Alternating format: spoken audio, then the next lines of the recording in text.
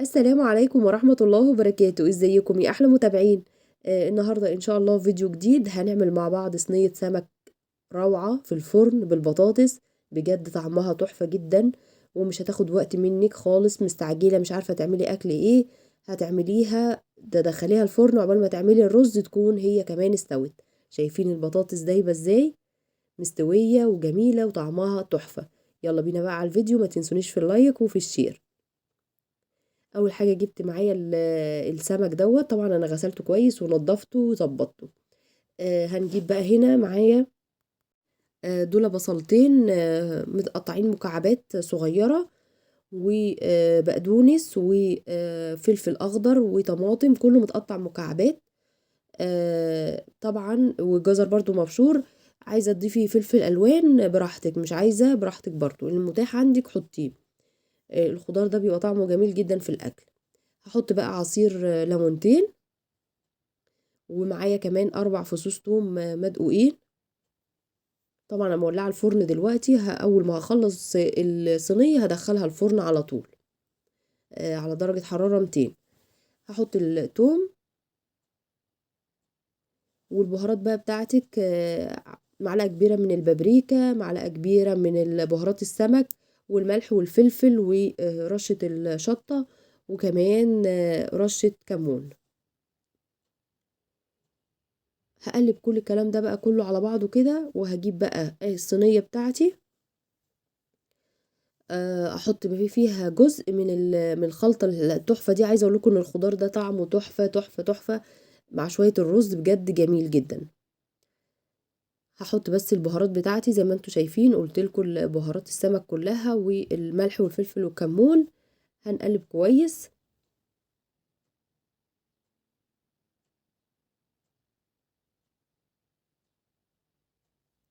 دوت.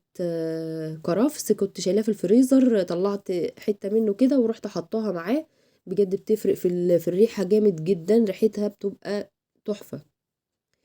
كده الخلطة بتاعتي جاهزة. هجيب بقى الصينية بتاعتي، هحط جزء كده من الخلطة دي، وبعد كده هحط البطاطس بتاعتي. بص انا هوريكم مقطعاها رفيعة ازاي عشان تستوي بسرعة، ما تاخدش وقت في السوا. ما تخافيش يعني تقولي السمك هيستوي الاول والبطاطس لا. قطعي البطاطس سمكها صغير كده هتلاقيها استوت معاكي مع السمك كمان. كده تمام. البايركس بتاعي جاهز. هاخد بقى الخلطة بتاعتي واحط جوه السمك، وارص السمك كده بالشكل ده.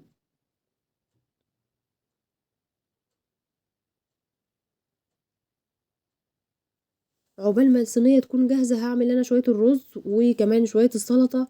وبجد احلى غدا تعمليه، مش هياخد وقت خالص. لو مش عارفة تعملي اكل ايه مفيش وقت، اكل بجد تحفة.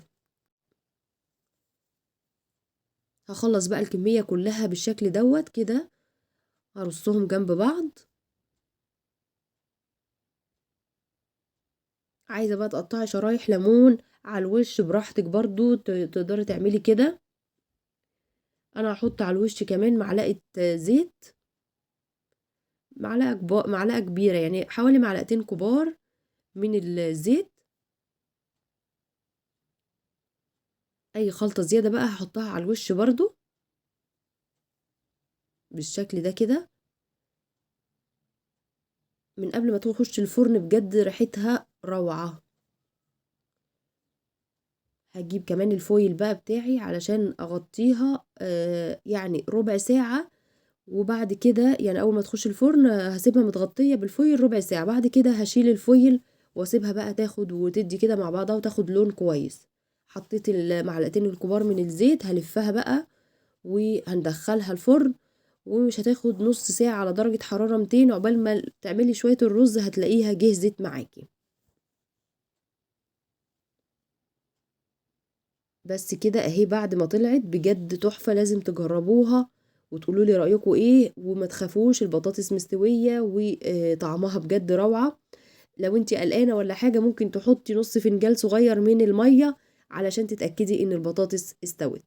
بس كده الفيديو بتاعي خلص، يا رب يكون عجبكم. ما تنسونيش بقى في اللايك وفي الشير، واللي لسه ما اشتركش في القناة يا ريت يشترك ويفعل الجرس عشان يوصله مني كل جديد. والسلام عليكم ورحمة الله وبركاته.